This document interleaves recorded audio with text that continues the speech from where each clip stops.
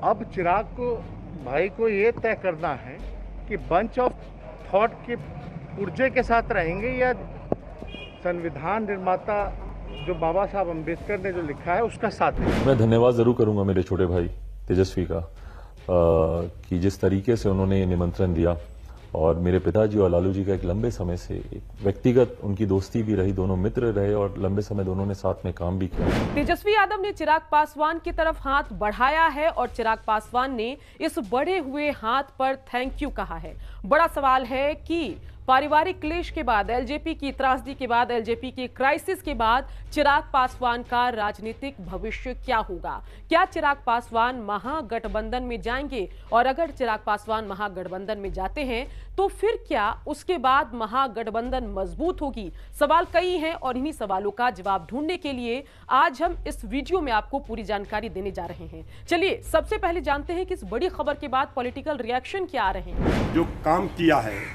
JDU BJP ने मिल करके स्वर्गीय रामविलास पासवान जी के जो उत्तराधिकारी, जिनको अपने जीवन काल में श्री चिराग पासवान जी को बनाया, उनके पीठ में खंजर भोंकने का काम किया, चाचा भतीजे में लड़ाई करवाई। यही बीजेपी की यूएसपी है।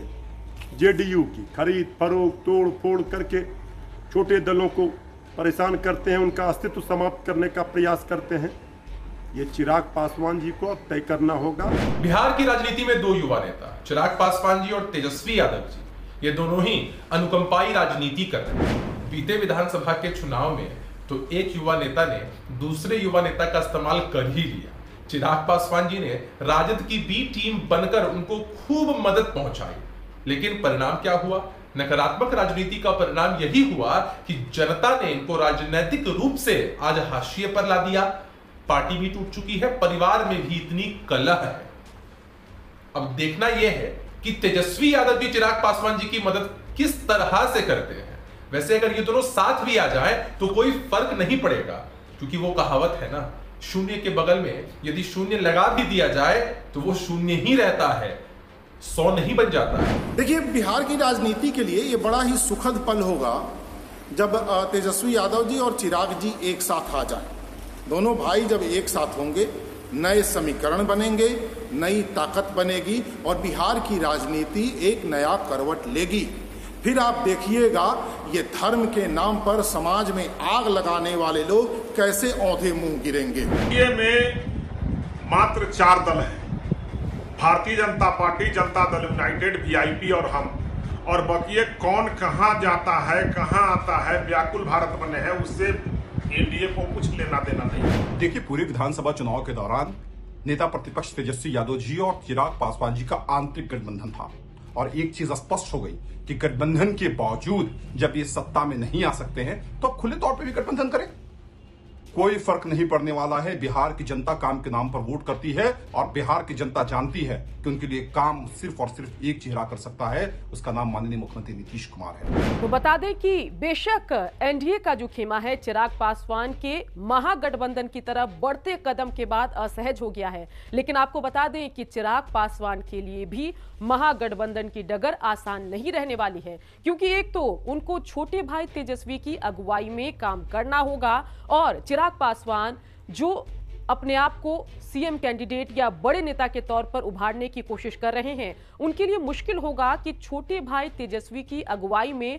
महागठबंधन में काम करना, जहां Tejashwi Yadav already CM candidate हैं। इसके अलावा मुश्किल और भी हो सकती है चिराग पासवान के लिए। मुश्किल ये कि अगर हम आरजेडी की बात करें, कांग्रेस की बात करें या लेफ्ट पार्टी की बात करें, ये सभी पार्टियां मुसलमानों से संबंधित मसलों को लेकर जो है प्रमुखता से अपनी बात रखती रही है। इन पार्टियों ने सीएए, एनआरसी, 3 तलाक, राम मंदिर जैसे मुद्दों पर या तो बीजेपी का विरोध किया है या फिर चुप रहने का रास्ता चुना है। लेकिन अगर चिराग पासवान की राजनीति की बात की जाए, जब से 2014 से वो राजनीति में सक्रिय हुए हैं, तब से ही इन सभी मुद्दों पर प्रमुखता से वो मुखर भी रहे हैं और बीजेपी के साथ कदम से कदम मिलाकर चले हैं। और सदन में भी चिराग पासवान ने खुद सीएए, एनआरसी, धारा 370, 3 तलाक, राम मंदिर निर्माण जैसे सभी विवादित मसलों पर अपनी बात रखी है। ऐसे में अपनी इस छवि के साथ चिराग पासवान क्या महागठबंधन में सरवाइव कर पाएंगे? क्या महागठबंधन उनको एक्सेप्ट कर पाएगा या उनके आने से क्या महागठबंधन के आरजेडी के मुस्लिम वोटर छिटकेंगे, बिदकेंगे या नहीं, ये बड़ा सवाल है। चलिए कुछ और जानकारी आपको देते हैं। बता दें कि ये पहला मौका नहीं है जब आरजेडी और एलजेपी साथ आए हों। इससे पहले 2009 के लोकसभा चुनाव में भी रामविलास पासवान और राष्ट्रीय जनता दल ने हाथ मिलाया था, लेकिन रामविलास पासवान की छवि मुसलमानों के पक्ष की बात करने वाले नेता के तौर पर रही है। 2005 में भी मुस्लिम मुख्यमंत्री बनेगा, इस मुद्दे को लेकर रामविलास पासवान ने सरकार नहीं बनने दी थी और अपने 29 विधायकों को लेकर राष्ट्रपति शासन को आमंत्रित किया था और दोबारा जाकर 2005 में चुनाव करवाने पड़े थे, तब जाकर नीतीश कुमार की सरकार बनी थी। ऐसे में 2009 में जब लोकसभा के चुनाव में रामविलास पासवान आरजेडी के साथ थे, एलजेपी आरजेडी साथ साथ लोकसभा का चुनाव लड़ी थी, उस वक्त हश्र बेहद खराब हुआ था। आरजेडी को जहां 2 सीटें मिली थी लोकसभा के चुनाव में, वहीं रामविलास पासवान का खाता नहीं खुला था, एलजेपी अपना खाता नहीं खोल पाई थी।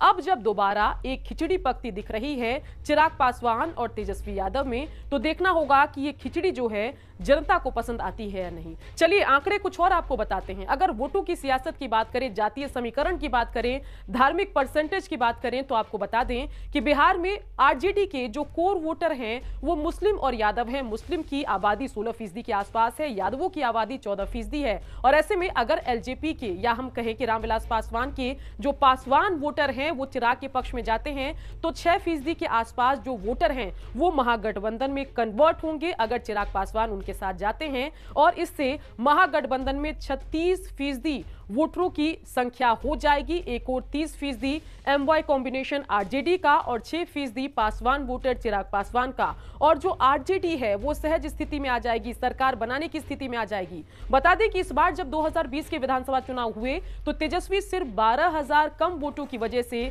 सत्ता में नहीं आ पाए, जिस वजह से जो 23 से 25 लाख वोट हासिल करने का दावा चिराग पासवान करते हैं, अगर चिराग पासवान आरजेडी के साथ जाते हैं तो वर्तमान स्थिति में आराम से महागठबंधन की सरकार बन जाएगी। तो देखना होगा कि सभी गुणा गणित को देखने के बाद क्या चिराग पासवान महागठबंधन में जाएंगे, तेजस्वी से हाथ मिलाएंगे, क्योंकि 2025 का विधानसभा चुनाव जो है बेहद दिलचस्प होने वाला है। नीतीश कुमार अपने राजनीतिक करियर के ढलान पर हैं, बढ़ती उम्र उनके लिए बड़ी समस्या है और ऐसे में बिहार को युवा नेतृत्व की जरूरत है। महागठबंधन के पास तो एक चेहरा है तेजस्वी यादव का, एनडीए अपने चेहरे की तलाश में है।